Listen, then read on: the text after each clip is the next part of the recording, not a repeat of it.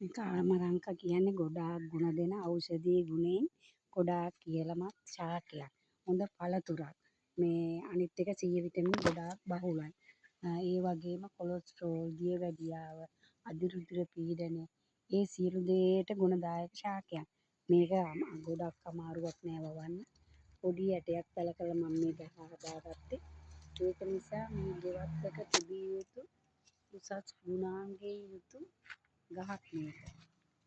ඒක නිසා මම හැමෝටම කියන්නේ මේ ශාකය ඔයාලා මේ ගෙවත්තේ වවා ගන්න. ව්‍යංජනයක් ලෙස සකස් කරගන්න පුළුවන්. පළතුරක් ලෙස කන්න පුළුවන්. C විටමින් ඉතාම බහුලයි. පහසුවෙන් වගා කරගන්න පුළුවන්. ඉතාමත් ගුණ දෙන ශාකයක්. හරිම ලස්සනයි. හරි ආසයි හිතෙනවා. ගෙදරක තියෙනකොට හරිම සිරියාවයි.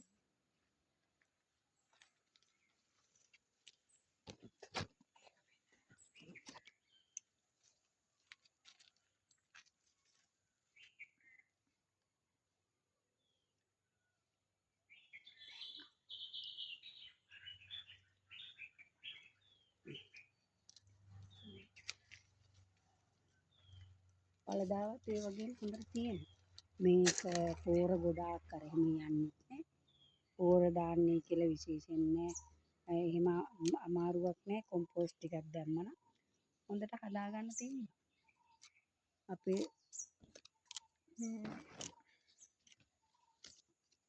සීනි වලටනේ. සීනි වලට කොලෙස්ටරෝල් වලට සීනි අඩු වෙනවා.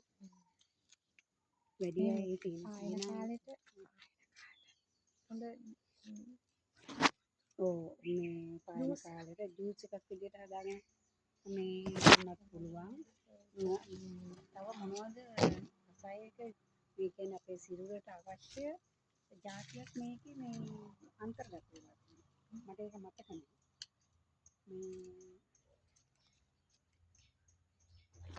ඒක නිසා පුදුම ඖෂධීය ගුණයෙන් යුතු ගහක්. නැචරල් ස්වභාවය.